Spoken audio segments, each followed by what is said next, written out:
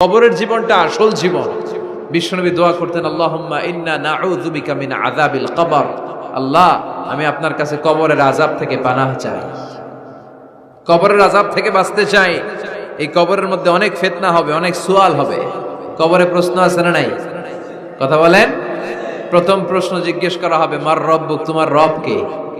বলেন, আমাদের রব কে? ওমা দীনুক, তোমার ধর্ম কি? বিশ্বনবীর চেহারা দেখিয়ে বলা হবে, তারিফু মান হাযার রাজুল, এই লোকটারে চিনো? আমরা কি বলবো? আমরা চিনি, উনি আমাদের প্রিয় রাসূল মুহাম্মদুর রাসূলুল্লাহ সাল্লাল্লাহু আলাইহি ওয়াসাল্লাম। এরপরে জিজ্ঞেস করা হবে, এগুলো কোত্থেকে শিখলা? আমরা বলবো কোরআন থেকে। ফায়ুফসাহু লাহু কবরুহু ৭০ যিরাআন। এই সুন্দর সুন্দর উত্তর করতে পারলে আপনার কবরটারে ৭০ হাত লম্বা করে দেয়া হবে। ইফতাহু লাহু বাবুন ইলাল জান্নাহ, জান্নাতের দিকে একটা দরজা লাগিয়ে দেয়া হবে। ইউলবাসু মিন লিবাসি আহলিল জান্নাহ, জান্নাতীদের পোশাক পরিয়ে দেয়া হবে। জান্নাতের পোশাক কেমন হবে জানেন? রেশমের পোশাক। ওয়া লিবাসুহুম ফিহা হারির, the dress will be in Jannah with fine green silk with the gold embroidery. জান্নাতে যারা থাকবে তাদের পোশাক হবে পাতলা সবুজ রঙের রেশমের কাপড়ের পোশাক, যেটার মধ্যে গোল্ডের, স্বর্ণের ডিজাইন করা, এমব্রয়ডারি করা থাকবে। ওই পোশাক পরিয়ে দেওয়া হবে। আর বলা হবে নাম কানাউমিল আরুস, বাসর রাতে জামাই যেমনি আনন্দে ঘুমায় তুমিও ঘুমাও। দুনিয়াতে অনেক কষ্ট সহ্য করছো, দুনিয়াতে পুলিশের দৌড়ানি, র্যাবের দৌড়ানি, আছে না নাই? ইসলামের পক্ষে যারা কথা বলে নিজ এলাকায় পরবাসী, আছে না নাই? আহা, মামলা হামলা, ঝক্কি ঝামেলা ঝুঁকি একটার পর একটা, তার পিছু ছাড়ে না। সে ঘুমাইতেও পারে নাই, চিল্লায় বলেন ঠিক কিনা? আনন্দের ঘুম আমরা সেদিন দেব ইনশাআল্লাহ। ঘুমেন না? নাম কানাউমিল আরুস, বাসর রাতে বর যেমনি কনেকে নিয়ে ঘুমায় ঘুমাও। দুনিয়াতে ঘুমাইতে পারো নাই, দুনিয়াতে খালি দৌড়াইছো। কি করছো? দৌড়ানির উপরে ছিল। আজকে দৌড়ানি নাই, আজকে দৌড়ানি হবে ওই দলে। কথা কন। যারা ইসলামের পক্ষে ছিল না, আজীবন ইসলামের বাঁশ দিয়েছে, আজকে ওদেরকে বাঁশ দেওয়ার পালা। সেদিন হিসেব উল্টে যাবে। কথা বলেন। এবার ওদেরকে প্রশ্ন করা হবে, তুই ক মার রব্বুক? কয় আমি জানি না। কি জানোস? কয় কিছুই জানি না। কি যে জানি না ওইটাও জানি না। দ্বিতীয় প্রশ্ন, ওয়ামা দীনুক, তোর ধর্মের নাম কি? কয় জানি না। ফেরেশতারা কয় আর প্রশ্ন বাকি একটা, তারপরে আমগো খেলা শুরু। ওমান হাযার রাজুল, do you know this person? দেখো তো এই লোকটার চিনা চিনা লাগে কিনা। কয় না, চিনি না, আমি কিচ্ছু জানি না, আমি কিচ্ছু মনে করতে পারছি না। খালি আমি মদ খাইতাম আর চিয়ার্স করতাম, এটা মনে আছে। আমি ইসলামের বিরুদ্ধে দৌড়াতাম, ইসলামের পক্ষের শক্তির উপর হামলা চালাতাম, এগুলো মনে আছে। কোরআনের বিরুদ্ধে ছিলাম, ইসলামের বিরুদ্ধে ছিলাম, বিশ্বনবীর বিরুদ্ধে ছিলাম। বিশ্বনবীর বিরুদ্ধে আমি বিষোদাগার করতাম, ইসলামের বিরুদ্ধে আমি জনপ্রচারণা চালাতাম। আজীবন আমার জীবনটারে আমি কাটিয়েছি ইসলামের বিপক্ষে। সুদ, ঘুষ, দুর্নীতি, যৌতুক, মদ ছিল আমার নিত্য সঙ্গী। আমি কিচ্ছু মনে করতে পারছি না, আমার ধর্ম নাই, আমার কিছুই মনে নাই। ফেরেশতারা বলবে ঠিক আছে, এবার আমগো খেলা শুরু। ফায়ুতরাকু বিমাতারিকা মিন হাদিদ, লোহার হাতুড়ি দিয়ে এবার ওর পিটানো শুরু হবে। পিটাতে পিটাতে ওর গায়ের গোশত আর মাসেলগুলো থেতলে ফেলা হবে। ইয়াকালু লিল আরদি ইলতাইমি, জমিনকে বলা হবে চাপ দাও। ফাতাখতালিফা আদলাউ, আহা ওয়াল আয়াযু বিল্লাহ। কবরের এক পাশের মাটি আরেক পাশের মাটি এমন ভাবে চাপ দিবে, ডান পাশের পাজরের হাড় বাম দিকে ঢুকে যাবে, বাম দিকের হাড্ডি ডান পাশে এসে যাবে। ওর চিৎকারে পুরো কবরস্থানটা থারথার করে কাঁপবে। ওরে বাঁচানোর তখন কেউ থাকবে না। ওর ক্ষমতা, ওর দাপট, ওর হুঙ্কার, ওর অহংকার ওরে বাঁচাতে পারবে না। চিল্লায় বলেন ঠিক কিনা? হাত্তা সা, কিয়ামত পর্যন্ত, কিয়ামত পর্যন্ত এই দুর্বিষহ জীবন সময় তার কাটতেই থাকবে। আল্লাহ, কবরের এই আযাব থেকে তুমি আমাদেরকে বাঁচাও। সূরাতুল মুলক যারা নিয়মিত তেলাওয়াত করবে, আল্লাহর মেহেরবানিতে তাদের কবরে কোনো আযাব হবে না। পড়তে রাজি আছেন? কথা কয় না। পড়তে রাজি আছেন সবাই? বিষ্ণু বললেন, এখানেই শেষ নয়, আরো আছে। শাফাআত লি সাহিবিহা, এই সূরাটা কিয়ামতের দিন এই সূরা যে তেলাওয়াত করবে তার পক্ষে সুপারিশ করবে। কোরআন যদি আপনার বিপক্ষে আল্লাহর কাছে নালিশ করে, আপনার বাঁচার কোনো উপায় আছে? আপনার পীর সাহেব আপনারে বাঁচাইতে পারবে? তাইলে আপনার দলের নেতা, কথা কন, কেউ বাঁচাইতে পারবে আপনারে? কোরআন যেমনি আপনার বিরুদ্ধে দাঁড়ালে আপনারে বাঁচাতে পারবে না, কোরআন তেমনি আপনার পক্ষে দাঁড়ালে আল্লাহ আপনারে ফেলে দিতে পারবে না। কোরআন আপনার পক্ষে থাকলে আল্লাহ আপনাকে দয়া করবেনই। বিশ্বনবী বলেছেন, ইকরাউল কুরআন ফাইন্নাহু ইয়াতি ইয়াউমাল কিয়ামাতি শাফিআন লিআসহাবি। কোরআন তেলাওয়াত করো, কেননা কোরআনের তেলাওয়াত এটা কিয়ামতের দিন তোমার জন্য সুপারিশ হয়ে দাঁড়াবে। এজন্য বিশ্বনবী বললেন, যে ব্যক্তি সূরাতুল মুলক নিয়মিত তেলাওয়াত করবে, এই সূরাটা কিয়ামতের দিন ওই তেলাওয়াতকারীর জন্য আল্লাহর কাছে সুপারিশ করবে। এখানেই শেষ নয়, বিশ্বনবী বললেন, খাসামাত আন সাহিবিহা, এই সূরা যে তেলাওয়াত করবে তার পক্ষে আল্লাহর সাথে এই সূরাটা দাঁড়িয়ে তার পক্ষ নিয়ে আল্লাহর সাথে তর্ক করবে, ঝগড়া করবে। আল্লাহ তুমি ওরে জান্নাত দিবা না কেন? ওরে মাফ করবা না কেন? তুমি না গফুর, তুমি না গফফার, তুমি না রাহিম, তুমি না রহমান, তুমি মাফ করে দাও। ও মিয়া, সুপারিশ করতেছে কে? সূরাতুল মুলক। সুবহানাল্লাহ কইবেন না? কতক্ষণ এই তর্ক আল্লাহর সাথে সে চালাবে? হাত্তা আদখালাহুল্লাহুল জান্নাহ, যতক্ষণ না আল্লাহ তার জান্নাতে না ঢুকায়। এখানেই শেষ নয়, বিশ্বনবী বললেন, মান কারাআ বিহা ফি লাইলাতিন ফাকাদ আকসারা ওয়া আতাবা, রাত্রি বেলায় যে এই সূরাটা তেলাওয়াত করবে ওই পুরো রাতটাকে বরকতময় করে দিবে কে? এজন্য বিশ্বনবী বলেন, আমি চাই আমার সব উম্মত এই সূরাটা মুখস্থ করে নেক। আমার চাই আমার ছোট বড় আবাল বৃদ্ধ বনিতা সব উম্মতের হৃদয়ের মধ্যে এই সূরাটা গাথা থাক, মুখস্থ থাক, হিফজ করা থাক। আমরা বিশ্বনবীর উম্মত না? কথা কন। নবীর এই আশাটা আমাদের পালন করার দরকার আছে না নাই? আমরা কি পারি না এই সূরাটা মুখস্থ করে রাখতে? মাত্র 30 আয়াত, প্রতি মাসে কয়দিন? প্রতিদিন এক আয়াত করে মুখস্থ করলে লাগে কয়দিন? প্রতিদিন এক আয়াত করে মুখস্থ করলে 30 দিনে এই সূরা মুখস্থ করতে রাজি আছেন? সবাই রাজি আছেন তো? মনে থাকবে? নেক্সট টাইমে নেক্সট ইয়ারে আসলে জিজ্ঞেস করবো যে সূরা মুলক মুখস্থ হয়েছে কিনা। হ্যাঁ, মনে থাকবে তো? আল্লাহ তুমি তৌফিক দাও। এই সূরাটা পড়লে আল্লাহ আপনার দৃষ্টি শক্তিকে খুলে দিবে। আপনার চোখের সামনে কোনো পর্দা থাকলে পর্দাটা সরে যাবে, আপনি আল্লাহর মাহাত্ম্য বুঝতে পারবেন, আপনি আল্লাহরে চিনতে পারবেন, আপনি আল্লাহর অস্তিত্ব টের পাবেন। সুবহানাল্লাহ পড়েন। অনেকেই বলে যেটা দেখি না তা মানি না। যারা স্রষ্টাকে বিশ্বাস করে না তারা বলে আনসিন ইজ নাথিং, যেটা দেখা যায় না এটা বিশ্বাস করি না। নাস্তিক্যবাদের ছড়াছড়ি আছে না নাই? বাগেরহাটে কোনো নাস্তিক নাই মনে হয়, কথা কন। আছে আছে আছে। এত দাড়ি টুপি এগুলার ভিতরে ঢুকে কেমনে? ওগুলা পিছনে পিছনে থাকে, এগুলা আজীবন পিছনে পিছনে থাকবে। কথা বলেন। ইয়াং যুবক যারা আছে তোমরা একটা বই পড়বে, প্যারাডক্সিক্যাল সাজিদ, একটা বই আছে বাজারে, নাস্তিকদের বিভিন্ন প্রশ্নের জবাব। এই বইয়ের লেখক খুব ভালো করে ওই বইতে তিনি তুলে ধরেছেন। লেখকের নাম আরিফ আজাদ। এটা পড়লে শিক্ষিত যারা তাদের মনের মধ্যে এই ঘুরপাক করা প্রশ্নগুলোর উত্তর তারা পেয়ে যাবে। বইয়ের নাম প্যারাডক্সিক্যাল সাজিদ, আরিফ আজাদের লেখা। তো তার পাশাপাশি এই সূরাটা পড়লেও আমরা জানতে পারবো, কারণ এই সূরাটা হচ্ছে দি সূরা is an eye opener for us all, আমাদের সবার চোখ খুলে দিবে এই সূরাটা। আমাদের ঘুমন্ত বিবেককে জাগিয়ে তুলবে এই সূরাটা। যারা বলে যে স্রষ্টাকে দেখা যায় না তাদের জন্য এই সূরাটা একটা মেডিসিন। আল্লাহ কেমন যেন এই সূরায় বলতে চায়, ওপেন ইউর আই, তুমি তোমার চোখ খোলো না একটু, you must find your god, তুমি তোমার আল্লাহরে খুঁজে পাবা। আপনি আকাশের দিকে তাকান, বাতাসের দিকে তাকান, জমিনের দিকে তাকান, আল্লাহরে খুঁজে পাবেন। সাইয়েদনা ইব্রাহিম তারার দিকে তাকালেন, বললেন মনে হয় এটাই আমার রব। পরে দেখে তারা নাই, কয় না না, আমার রব তো আমার ছেড়ে চলে যেতে পারে না। সাইয়েদনা ইব্রাহিম চাঁদ দেখলেন, পূর্ণিমার চাঁদ দেখে ভাবলেন তাইলে এটা তো তারার চেয়েও বড়, মনে হয় এটা আমার রব। পরে দেখলেন চাঁদও নাই। সাইয়েদনা ইব্রাহিম কয় আমিও আপনার লগে নাই। এরপরে সূর্য উঠলো, গগন বিদারী সূর্য, পুরো জমিনটারে আলোকিত করে ফেললো। উনি বললেন হাদা আকবার, সূর্য অনেক বড়, তাহলে এটা আমার রব। পরে বিকেলবেলা যখন সূর্য ডুবে যায়, সাইয়েদনা ইব্রাহিম কয় না, আমার রব তো আমার ছেড়ে কোথাও চলে যেতে পারে।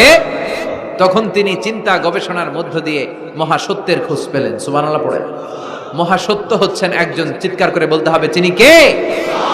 সে আল্লাহ বলে, গোলাম, আমার অস্তিত্ব অনুভব করার জন্য তোমাকে ডজন ডজন বই পড়া লাগবে না, ডক্টরের ডিগ্রি লাগবে না। তুমি আমার সৃষ্টি করা এ বসুন্ধরার দিকে তাকাও, এই গাছপালা নেয়ামত রাজির দিকে নজর বুলিয়ে তাকাও। তুমি সাগর দেখো, তুমি পাহাড় দেখো, তুমি ঝর্ণা দেখো, ঝর্ণার কলকল আওয়াজের ভেতরে আমি আল্লাহরে খুঁজে পাবা। কথা কন, ঝর্ণা দেখছেন কেউ কোনোদিন? বাগেরহাটে আছে? কোথায় যেয়ে দেখছেন? সিলেটে, হিমছড়িতে? আহা, ঝর্ণার সামনে দাঁড়ালে বোঝাই যায় একজন এটাকে নিয়ন্ত্রণ করছে, একজন আছে, একজন থাকা লাগবে, একজন থাকা চাই, যাকে ছাড়া মহাবিশ্ব এত সুন্দরভাবে চলতে পারে না। সাগরের দিকে তাকান। কক্সবাজারে গেছেন আপনারা? আহা, কি ক্ষুদ্র আমি, কি তুচ্ছ আমি, কি নগণ্য আমি। যখন আমার অলমোস্ট প্রতি সপ্তাহে কক্সবাজারে ফ্লাইট থাকে, আমার কক্সবাজারে অনেক প্রোগ্রাম থাকলে আমি বিকেলে আগে সাগরের সামনে চলে যাই, নিজে যে কত ছোট এটা দেখার জন্য।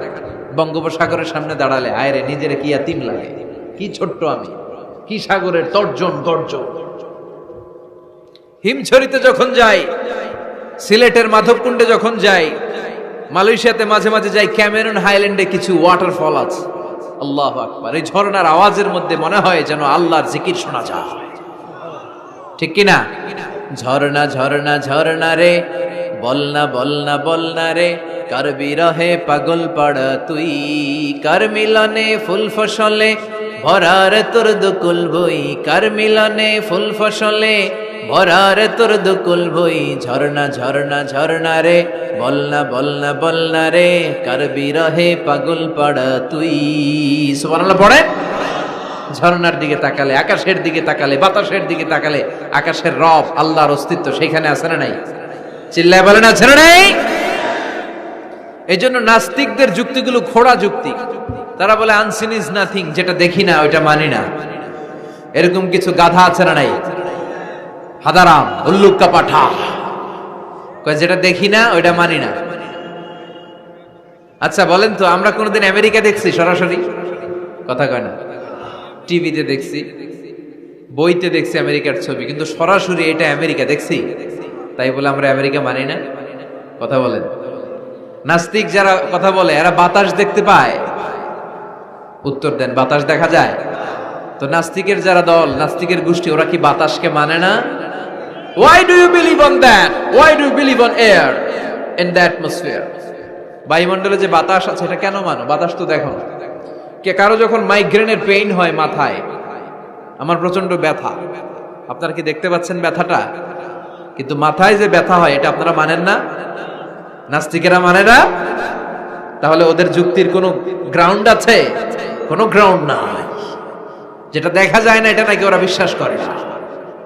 আল্লাহ বলেন সৃষ্টির দিকে তাকা, নজর করে দেখ, আমি আল্লাহর নিদর্শন আছে। সুবহানাল্লাহ পড়েন। নাস্তিকদের কিভাবে আপনি বুঝাবেন? একটা ঘটনা বললে চমৎকার বুঝতে পারবেন। কুফা নগরীতে এক নাস্তিক ছিল, সে এরকম বলতো, যেটা দেখি না ওইটা মানি না। সবাই বলে আমাদের একজন ইমাম আছে, ওনার নাম নু'মান ইবনু সাবিত, উনি তোমারে দেখায় ছাড়বে আল্লাহরে। সে বলে তাই, তাহলে ডাকো তো, তার সাথে আমি তর্ক করব। অ্যাপয়েন্টমেন্ট দেওয়া হলো জুমার পরে ঠিক ভর দুপুরে 2টায়। নু'মান ইবনু সাবিত ওনার আসল নাম, ওনার লকব হচ্ছে আবু হানিফা। ইমাম আবু হানিফারে ছিলেন না? ইমাম আল আযম। উনি আল্লাহর পক্ষে নাস্তিকের সাথে লড়বেন, আর নাস্তিক আল্লাহর বিপক্ষে লড়বেন। সময় দেয়া হয়েছে জুমার সালাতের পর ভর দুপুরে 2টা। ঠিক সময় নাস্তিক এসেছে, হাজার হাজার মানুষ এসেছে, আসে নাই ইমাম আবু হানিফা। নাস্তিক তো রেগে মেগে আগুন, আমার সময় দিয়ে উনি আসে নাই কেন? আসে না কেন? আধা ঘন্টা, 1 ঘন্টা, 1.5 ঘন্টা চলে যায়, আসে না। প্রায় 2 ঘন্টা পরে ইমাম আবু হানিফা দৌড়ে দৌড়ে আসলেন। নাস্তিক বলে আপনার তো সময়ের কোনো জ্ঞানই নাই, আপনার সাথে কোনো তর্ক চলবে না। ইমাম আবু হানিফা বললেন ইনদি উযর, আই হ্যাভ অ্যান এক্সকিউজ, আমার একটা এক্সকিউজ আছে। কি এক্সকিউজ? সাইয়েদনা ইমাম আবু হানিফা বললেন আমি যখন ঘর থেকে বের হই, এই পথে আসার সময় আমাকে একটা নদী পার হতে হয়। কি পার হতে হয়? আজকে যে দেখি নদীর সামনে কোনো নৌকা নাই, মানুষ নাই, কেউ নাই, কেউ নাই। হঠাৎ দেখলাম নদীর পাশে বিশাল একটা বড় গাছ। গাছটা এমনি এমনি দুই ভাগ হয়ে গেল। গাছ থেকে এমনি এমনি কাঠ আর তক্তা বের হয়ে গেল। তক্তাগুলো এমনি এমনি জোড়া লেগে নৌকা হয়ে গেল। ওই নৌকা এমনি এমনি নদীর মাঝখানে এসে পড়লো, আর আমি উঠে বসলাম। মাঝি ছাড়া, লগি বৈঠা ছাড়া নৌকা আমারে এক টান মেরে নদীর ওপার নিয়ে গেল। এই কাজগুলো হতে হতে 2 ঘন্টা লেগে গেছে। কয় ঘন্টা? নাস্তিক কয় তবে ইমামের মাথা খারাপ। নাস্তিক কি বলে? তোদের ইমামের মাথায় সমস্যা। ইমাম আবু হানিফা বললেন, আপনি এই কথা বললেন কেন? আমার মাথা ঠিকই আছে, আপনি আমার গালি দেন কেন? নাস্তিক বলে, এমনি এমনি গাছ ভেঙে 2 ভাগ হয় নাকি? এমনি এমনি করাত ছাড়া গাছ কেটে তক্তা বানানো যায় নাকি? এমনি এমনি মিস্ত্রি ছাড়া তক্তা লাগিয়ে নৌকা হয়? এমনি এমনি মাঝি ছাড়া নৌকা চলে নাকি?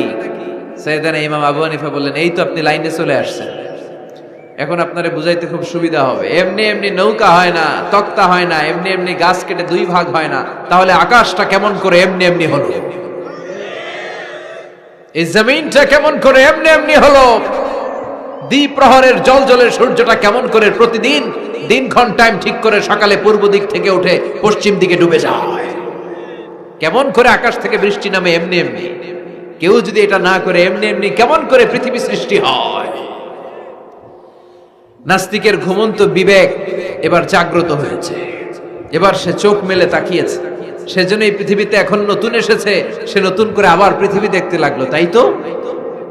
সুবহানাল্লাহ কইবেন না? তাই তো? এমনি এমনি তো কিছু হতে পারে না। There should be someone who is controlling everything. একজনকে থাকাই লাগবে যিনি মহাবিশ্ব নিয়ন্ত্রণ করছে। চিল্লায় বলেন, যিনি কে?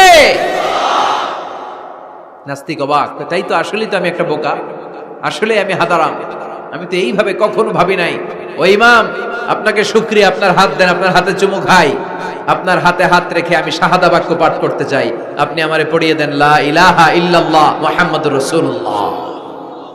কালিমা পড়ে মুসলমান হয়ে গেলেন। আল্লাহু আকবার। এজন্য নাস্তিকদের সাথে ওয়াজাদিলহুম বিল্লাতি হিয়া আহসান, হিকমতের সাথে কথা বলতে হবে।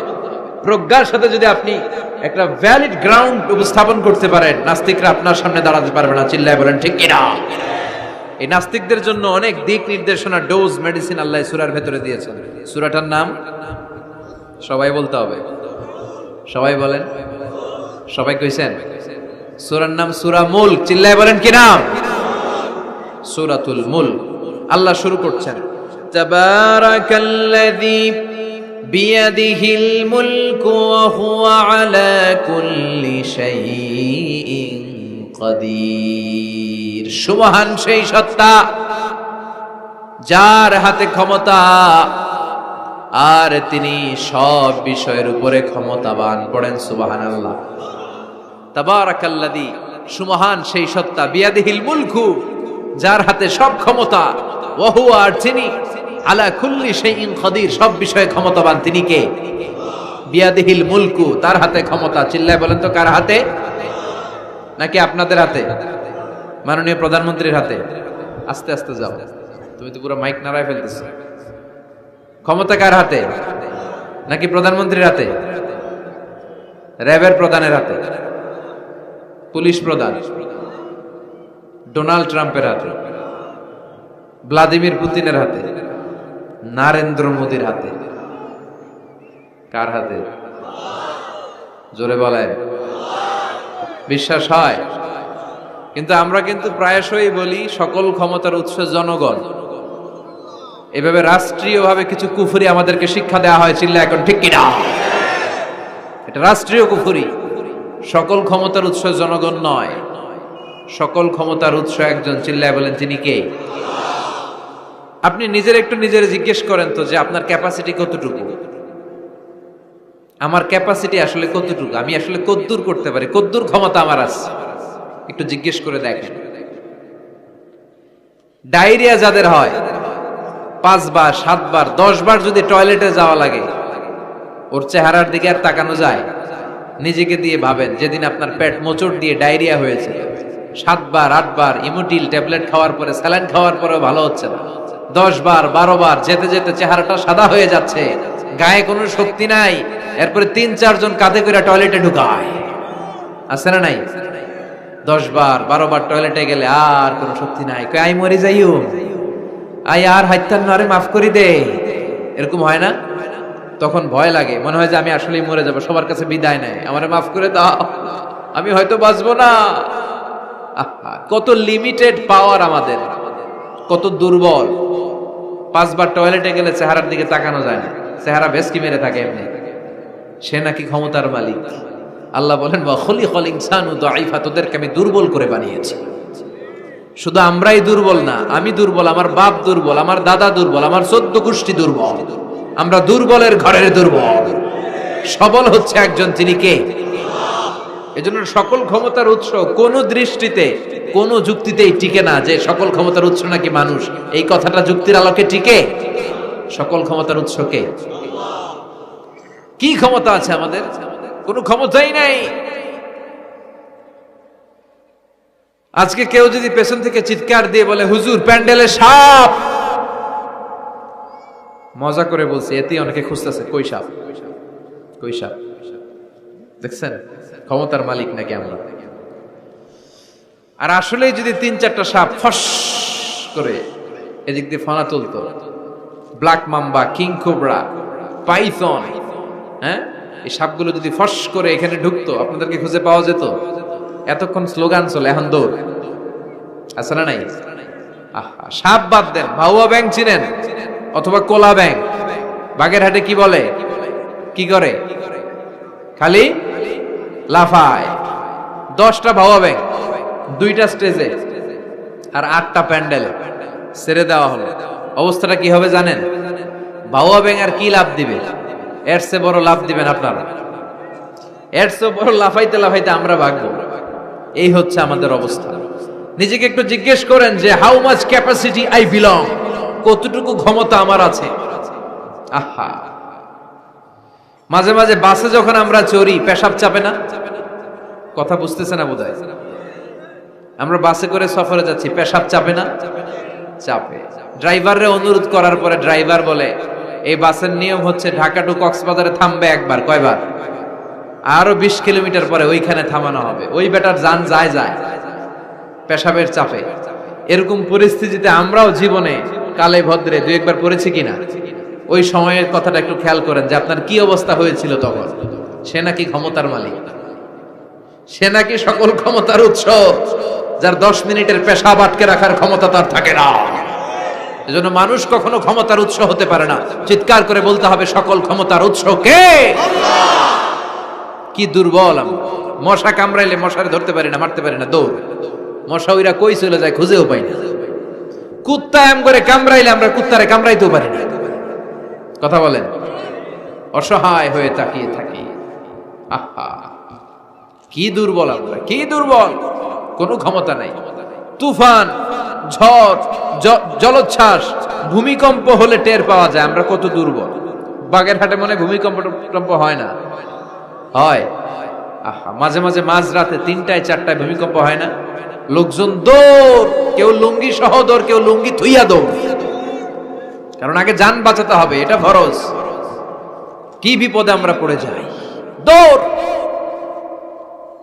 দুধের বাচ্চাটা পড়ে থাকে, ওরে কোলে নিয়ে দৌড় দিব, নাকি স্ত্রীকে ডাকবো, নাকি ভাড়াটিয়াদেরকে উঠাবো, নাকি ছাদ থেকে নিজেই লাফ দেব? ভূমিকম্প যখন শুরু হয়, আমেরিকায় যখন ভূমিকম্প শুরু হয়, ডোনাল্ড ট্রাম্প যে বিল্ডিং এ থাকে, ডোনাল্ড ট্রাম্প মনে হয় দৌড় দেন। কথা বলেন। আমাদের প্রধানমন্ত্রী যে বিল্ডিং এ থাকে, ওই বিল্ডিং এ যদি ভূমিকম্প হয়, কথা কন। আমি কই নাই কিন্তু, আপনারা কইছেন দৌড়। বাঁচার জন্য দৌড় দিতে হয়। আমি একটা ভিডিও দেখেছি, একটা টেলিভিশন প্রোগ্রামে, লাইভ প্রোগ্রাম চলছিল, সরাসরি সম্প্রচার। লাইভ বুঝেন? সরাসরি সম্প্রচারের প্রোগ্রাম। তো লাইভ প্রোগ্রাম, উপস্থাপক বসে আছে এদিকে, এদিকে অতিথিরা। ইন দ্য মিন টাইম শুরু হয়েছে ভূমিকম্প। উপস্থাপক মাইক থুইয়া দই, অতিথিরা ওঠে নাই, অতিথিরা বৈশা আছে, কারণ মেকআপ টেকআপ সব শেষ, ক্যামেরা রেডি। একটু পরে ভূমিকম্প আরো বেড়ে গেল, এবার অতিথিরাও দৌড়। আহা, কি অসহায়, কি দুর্বল।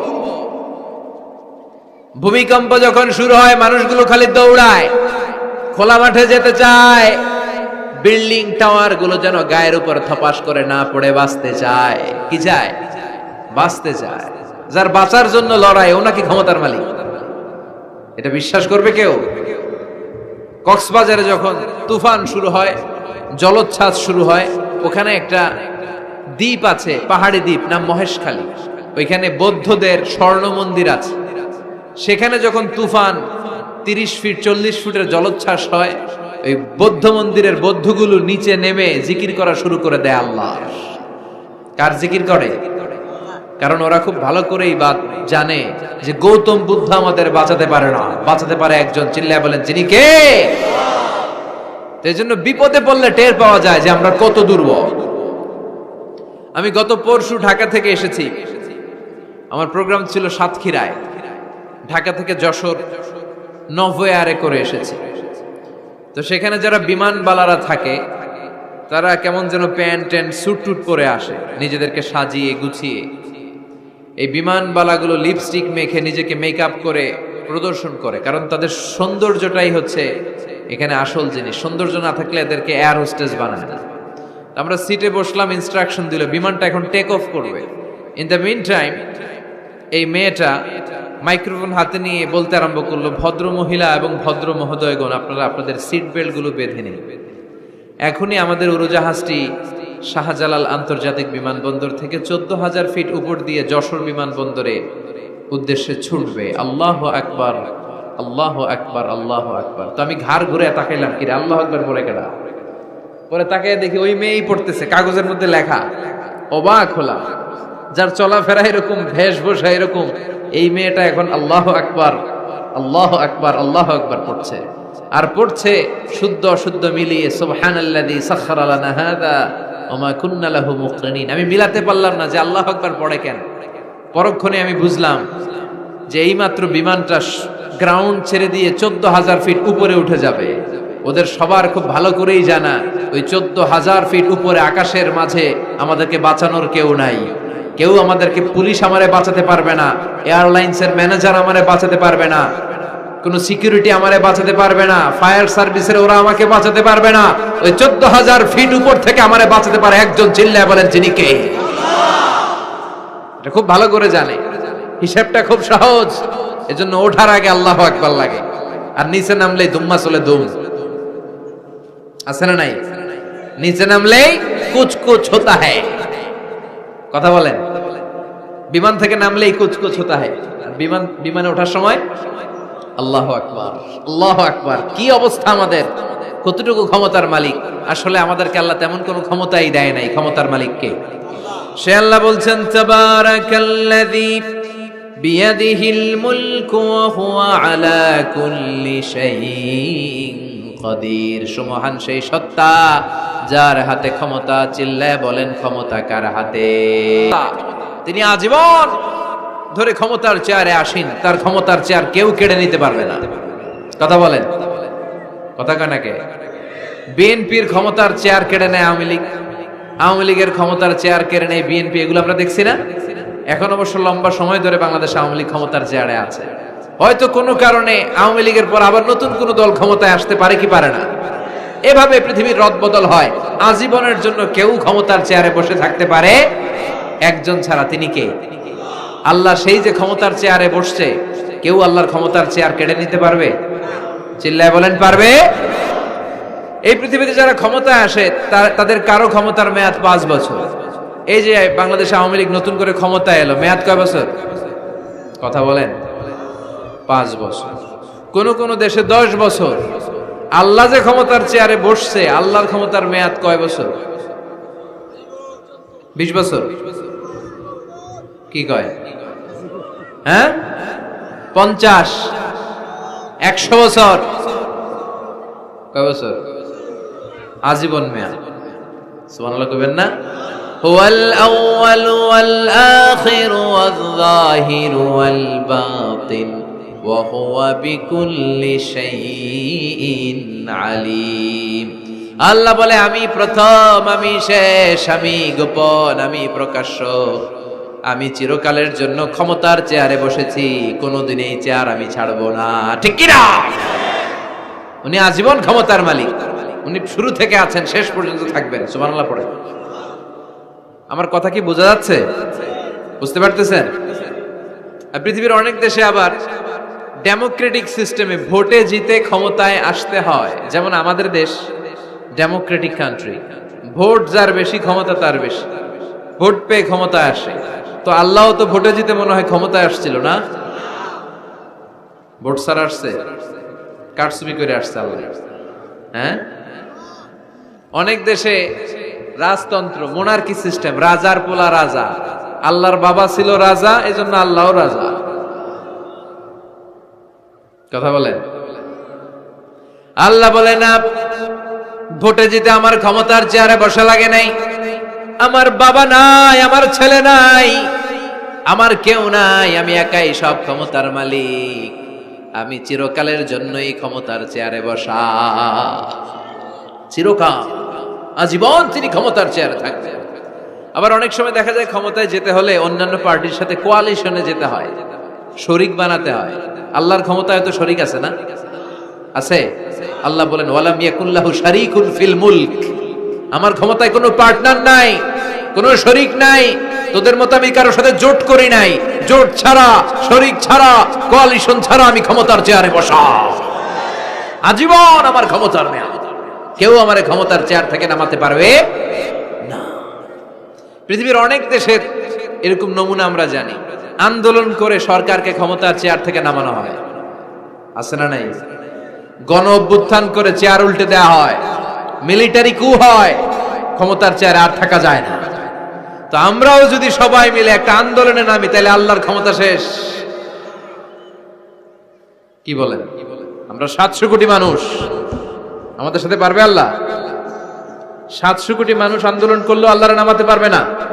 বুঝে শুনে উত্তর দিয়েন। 700 কোটি কিন্তু পারবে? পারবে?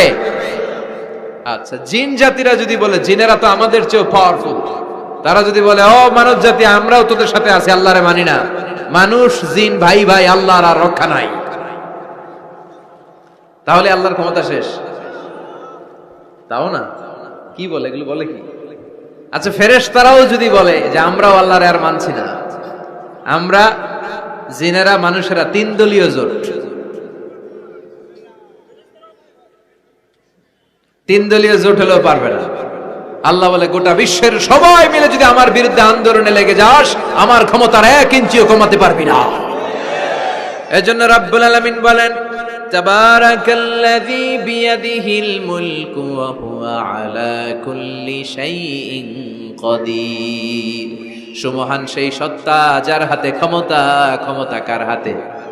ওয়া হুয়া আলা কুল্লি শাইইন কাদির, তিনি সব বিষয়ের উপর ক্ষমতাবান। তিনি কে? তিনি চাইলে পাহাড়কে দরিয়া করতে পারে, তিনি চাইলে দরিয়াকে পাহাড় করতে পারে, তিনি চাইলে ধনীকে গরিব করতে পারে, গরিবকে ধনী করতে পারে, তিনি চাইলে সম্মানিতরে অপমানিত করতে পারে, আবার চাইলে অপমানিতরে সম্মানিত করতে পারে। তিনি কে? ফাআলুল লিমা ইউরিদ, তিনি যা ইচ্ছা তাই করতে পারেন, তার কাছ থেকে জবাবদিহিতা করার কেউ নাই, তিনি সবার কাছে জবাবদিহি চায়। চিল্লায় কোন ঠিক কিনা? সে আল্লাহ বললেন সুমহান সত্তা যার হাতে ক্ষমতা, তিনি সব বিষয়ের উপর ক্ষমতাবান। এজন্য আমাদের মনে রাখতে হবে আমাদের কোনো ক্ষমতা নাই, ক্ষমতার মালিক কে? আর কোনদিন বাগেরহাটের ভাইয়েরা জনগণ সকল ক্ষমতার উৎস, এই কথা বলবেন? মনে থাকবে? তাহলে আওয়াজ করে বলেন তো, সকল ক্ষমতার উৎস কে? আল্লাহ। সব কিছু করতে পারে কে? আল্লাহ। সব ক্ষমতার মালিক আল্লাহ। অনেক কথা আল্লাহ 30 আয়াতে বললেন, কয়টা বলবো? কিছু দূর যে আল্লাহ বলা শুরু করলেন ওয়ালাকাদ যায়্যানাস সামাআদ দুনিয়া বিমাসাবিহা ওয়া জাআলনাহা রুজুমান লিশ-শায়াতিন। সুবহানাল্লাহ পড়েন। আল্লাহ বললেন আমি নিকটবর্তী আকাশটারে তারা দিয়ে, আলো দিয়ে, মোমবাতি দিয়ে আলোকিত করেছি। I have beautified the closer sky with light and candles. আমি তারা দিয়ে নিচের আকাশটাকে সুশোভিত করেছি। তারা দিয়ে আমাদের আকাশটারে, মহাশূন্যটারে সুশোভিত করেছে কে? তারা চেনেন? চেনেন না? খালি আকাশের দিকে রাতে তাকালে কি দেখা যায়? তারা। রাতের বেলা তারার মেলা। এখন তো লাইটিং ফাইটিং এর যুগ, তারা চেনা যায় না। আগের লোকেরা তারা না দেখে কিছু করতে পারতো না। আগের মুরব্বীরা তারা দেখলেই বুঝতো কয়টা বাজে, ঘড়ি লাগতো না। আগের নাবিকেরা তারা দেখে তারা রাত কয়টা বাজে নির্ধারণ করে ফেলতো। সুবহানাল্লাহ পড়েন। কত ধরনের তারা আছে। শুক তারা নাম শুনছেন? ধ্রুব তারা শুনেছেন? সপ্তর্ষি মণ্ডল একটা আছে, অনেকে তারা চেনে না। গুটি গুটি গুটি গুটি 7টা তারা একসাথে দেখবেন, এটার বলে সপ্তর্ষি মণ্ডল। আল্লাহ বলে এই তারা দিয়ে আমি আকাশটারে সুশোভিত করেছি। এই তারাগুলো কিন্তু প্রথম আকাশে না, এই তারাগুলো প্রথম আকাশের মহাশূন্যে অবস্থিত। আমরা খালি চোখে যা দেখি এটা আকাশ নয়, এটা মহাশূন্য। এটা কি? বাগেরহাটের ভাইরা উত্তর করেন, এটা কি? এই মহাশূন্যের অনেক অনেক অনেক অনেক অনেক উপরে আকাশ। ওই আকাশ যে কত উপরে এটা নাসার বিজ্ঞানীরাও জানে না। শুরুতে আমরা দেখতে পাই প্রথম আকাশের মহাশূন্য, এর অনেক উপরে প্রথম আকাশ। তারপরে শুরু হয় দ্বিতীয় আকাশের মহাশূন্য, তার অনেক উপরে দ্বিতীয় আকাশ। তারপরে তৃতীয় আকাশের মহাশূন্য, তারপরে তৃতীয় আকাশ। এভাবে একটার চেয়ে আরেকটা বড়, একটার চেয়ে আরেকটা বড়। দ্বিতীয় আকাশের তুলনায় প্রথম আকাশটা কত ছোট শুনতে চান? আপনার হাতের আংটিটা যদি আপনি সাহারা মরুভূমিতে ছুঁড়ে ফেলে দেন, পৃথিবীর সবচেয়ে বড় মরুভূমির নাম কি জানেন? সাহারা মরুভূমি।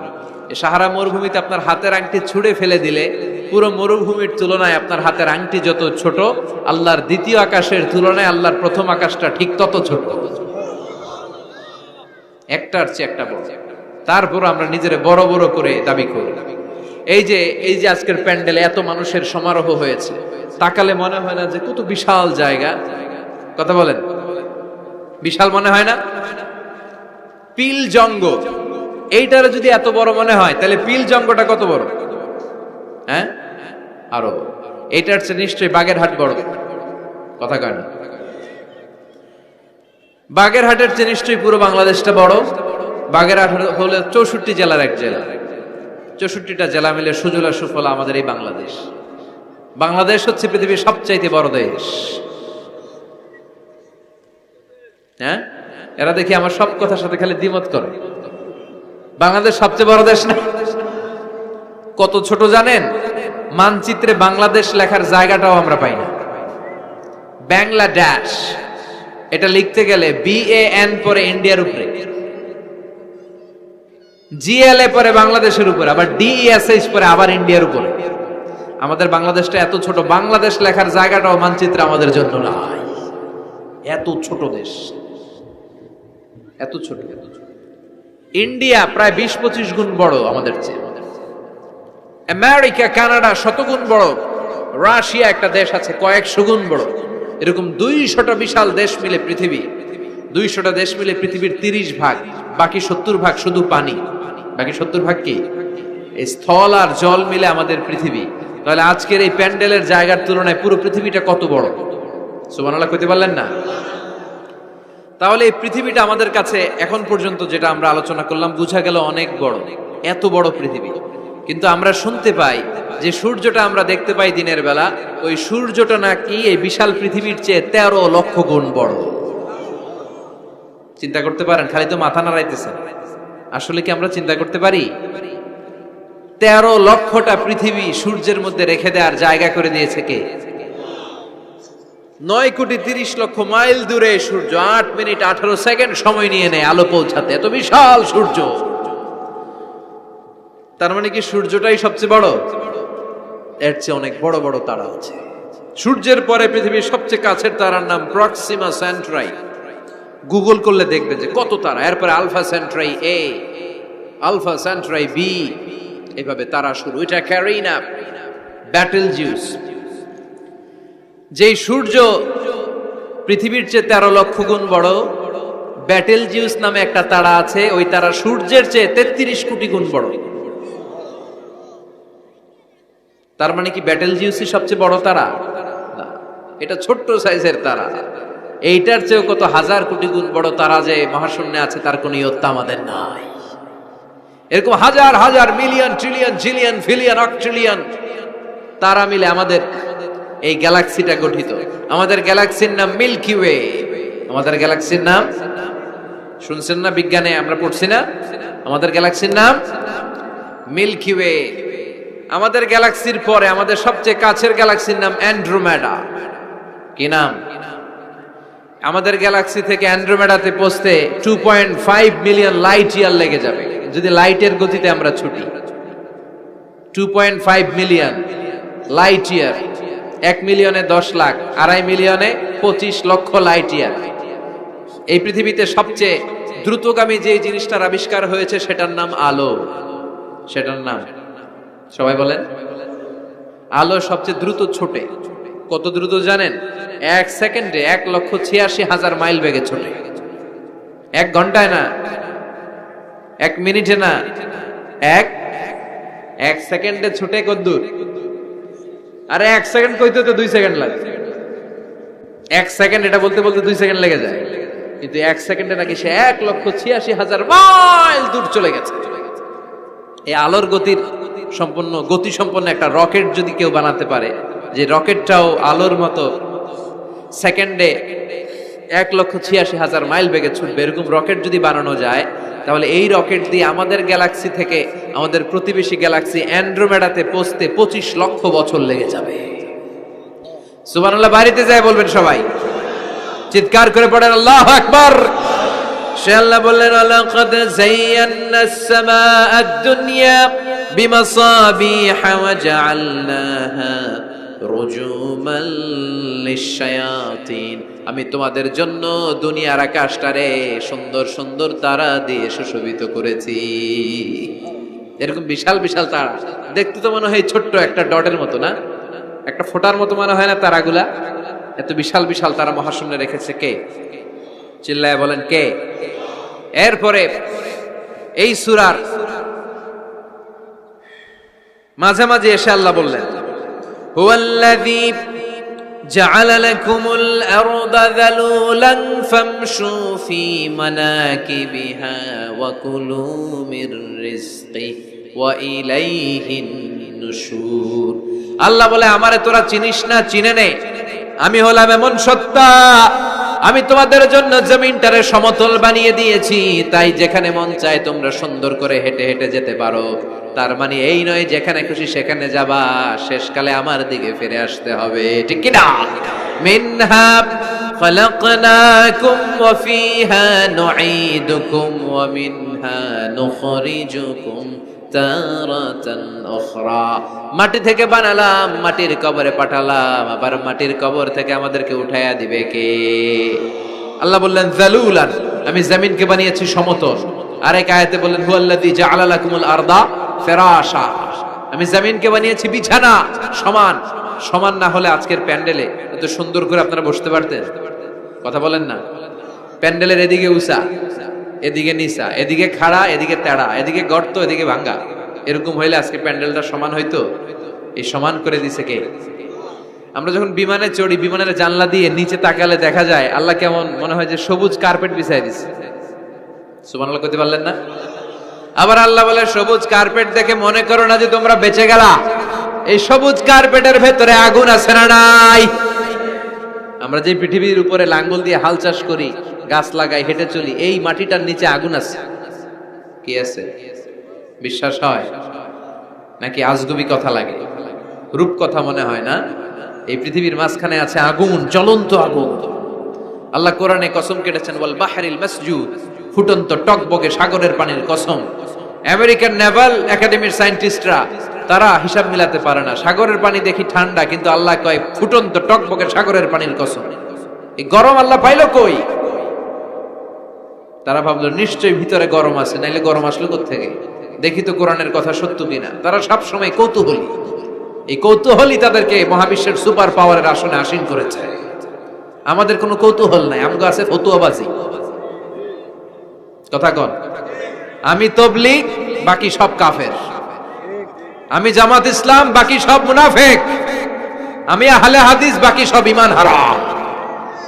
কথা কন, এই গুতাগুতি আছে না নাই? ফতুয়াবাজি আছে না নাই? একজনের পিছনে আরেকজন আছে না নাই? কি কারণে যে ফতুয়াবাজি করে, গীবত করে লেগে থাকে আল্লাহই জানে। এরা কি বুঝে এগুলো করে আল্লাহই জানে। খালি ফতুয়াবাজি, খালি গীবত, কেউ কারো ভালোটা দেখতে পারে না। একজন দাওয়াতি কাজ করতেছে, হকের কথা বুঝাচ্ছে, হাজার হাজার মানুষ তার স্পষ্ট ভাষা আর সহজ সাবলীল ব্যাখ্যার কারণে ইসলামের সৌন্দর্য খুঁজে পেয়েছে, কিন্তু তারেও ঠ্যাং ধরে নিচে নামাতে চায়। এটা বাংলাদেশ, এমন দেশটি কোথাও খুঁজে পাবে না কো তুমি। আহা, খালি ফতুয়াবাজি। একজন বলছিল বাংলাদেশের জাতীয় খেলা হাডুডু কেন? আরেকজন কয়ের কারণ বাংলাদেশে কেউ কারো ভালোটা সহ্য করতে পারে না। একটা উপরে উঠতে ছেলে সাইড দিয়ে ধরে ঠ্যাং ধরে টেনে নামায়। হাডুডু খেলা দেখছেন? একটা সামনে গেলে সবাইকে কাবাডি কাবাডি কাবাডি কাবাডি করে ঠ্যাং ধরে, খালি বাগেরহাটে কাবাডি নাই মনে হয়, দেখছেন কিরকম খেলে? একজন সামনে গেলে সবাই ঠ্যাং ধরে নিচে নামে। এটা এই দেশের জাতীয় খেলা। এদেশে কেউ ভালো পথে হাঁটতে চাইলে, উপরে উঠতে চাইলে, কল্যাণের পথে আগাতে চাইলে তার বিরোধী শক্তিরা ওর ঠ্যাং ধরে নিচে নামাবে। কেউ কারো ভালোটা সহ্য করতে পারে। আর ফতুয়াবাজি, তুই কাফের, তুই মুনাফিক, তুই মুশরিক, তোর দাদা কাফের, তোর শ্বশুর কাফের, তোর বেয়াই কাফের। ওই কাফের বেয়াই মারা গেলে ওরে যেখানে কবর দেয়া হবে, ওই কবরের উপরে যে ঘাস উঠবে, ওই ঘাস যে গরু খাবে, ওই গরুর যে দুধ খাবে, ও কাফের। কথা কন, খালি ফতুয়াবাজি। এই ফতুয়াবাজি থেকে আল্লাহ তুমি আমাদেরকে বাঁচাও। আমরা যেন হৃদয়টা প্রশস্ত করে একে অপরকে মুসলিম ভাই মনে করে বুকে টানতে পারি। আমরা খালি পিছাই, সর। বিশ্বনবী আসছে কাছে টানার জন্য, আমরা খালি পিছাই, খালি অন্যের দোষ খুঁজি। নিজের মধ্যে যে কত দোষ, নিজের মধ্যে দোষের শেষ নাই, ওইদিকে কোনো চিন্তা নাই।